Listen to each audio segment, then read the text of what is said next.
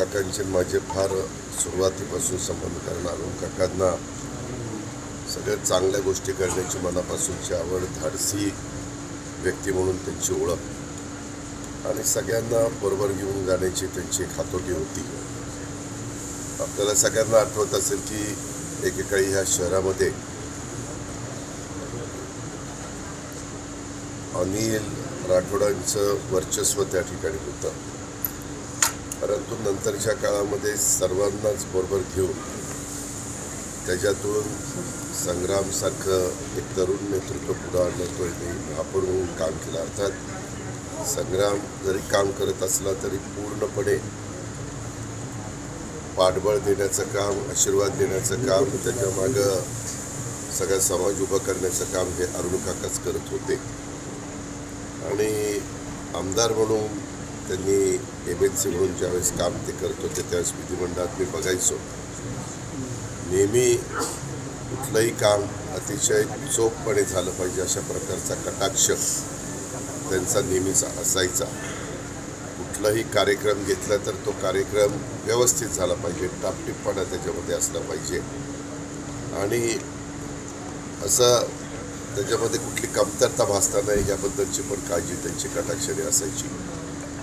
मध्ये आपल्याला आठवत असेल इथं महाराष्ट्र केसरीच्या स्पर्धा झाल्या, त्यावेळेस आम्ही अनेक जण आलो होतो.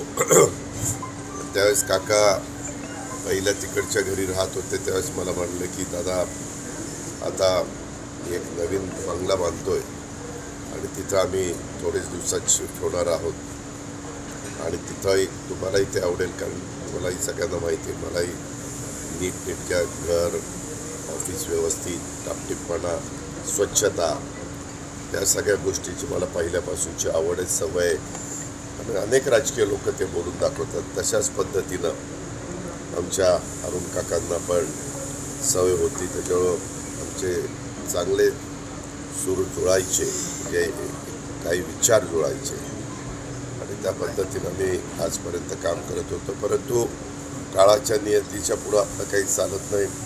इतक्या लवकर अरुण काका सोडून जातील. मला तर त्यांनी सांगितलेलं होतं की पुढच्या वेळेस आल्यानंतर आम्ही वास्तू शांती लवकर करणार आहे, मग नंतर आपण तिथं एक कार्यक्रम करू. अशा पद्धतीनं नेहमी चांगला विचार मनामध्ये घेऊन आणि कसं संघटन वाढेल याबद्दल सतत त्यांचा प्रयत्न असायचा. ते आज अरुण काका आपल्यात राहिलेले नाही आहेत, कारण मी त्याच दिवशी येणार होतो, परंतु आपल्याला माहिती आहे महाराष्ट्र दिन आणि त्या सगळ्या कामगार दिन ज्या सगळ्या गोष्टी होत्या, शेवटपर्यंत संग्राम असेल, त्यांचा सगळा परिवार असेल, त्यांनी रुबी हॉस्पिटलमध्ये काकांना ॲडमिट केल्यानंतर काहीतरी घडेल आणि पुन्हा काका आपल्या सगळ्यांच्यामध्ये सहभागी होतील, आपल्याला मार्गदर्शन करतील, आपल्याला आधार देण्याचं काम करतील. अशा पद्धतीनं सगळ्या अहिल्यानगरच्याही जनतेला वाटत होतं, आम्हालाही वाटत होतं, परिवारातल्या सगळ्या नातेगोत्यातल्या लोकांनाही वाटत होतं. तशा प्रकारे डॉक्टरांनी पण अतिशय प्रयत्न केले, पण शेवटी काकांची प्राणज्योत त्या ठिकाणी मावली आणि नंतर हा प्रसंग आपल्यावर उद्भवलेला आहे. मी व्यक्तिशः माझ्या वतीनं, महाराष्ट्रातल्या तमाम जनतेच्या वतीनं आणि राष्ट्रवादी काँग्रेस पक्षाच्या वतीनं देखील अरुण काकांना भावपूर्ण श्रद्धांजली अर्पण करतो.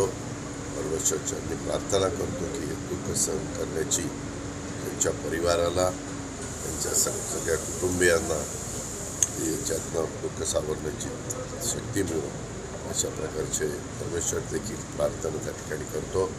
अरुण काकांचं आजपर्यंतचं काम लक्षामध्ये घेता मी त्या दिवशी मुख्यमंत्र्यांशी बोललो आणि आपण सरकारी इतमाने अरुण काकांच्यावर अंत्यसंस्कार करू अशा प्रकारचा निर्णय राज्याच्या मुख्यमंत्र्यांनी आम्ही सगळ्यांनी घेतला. पण तो लगेचच इकडे जिल्हाधिकाऱ्यांना कळवला. अशा प्रकारे हे सगळं गोष्ट घडलेली आहे. आता त्यांचं अधुरं राहिलेलं काम हे पुढं नेटाने पूर्णत्वाला न्यायचं हेच खऱ्या अर्थाने आमच्या अरुण काकांना श्रद्धांजली करतो. धन्यवाद.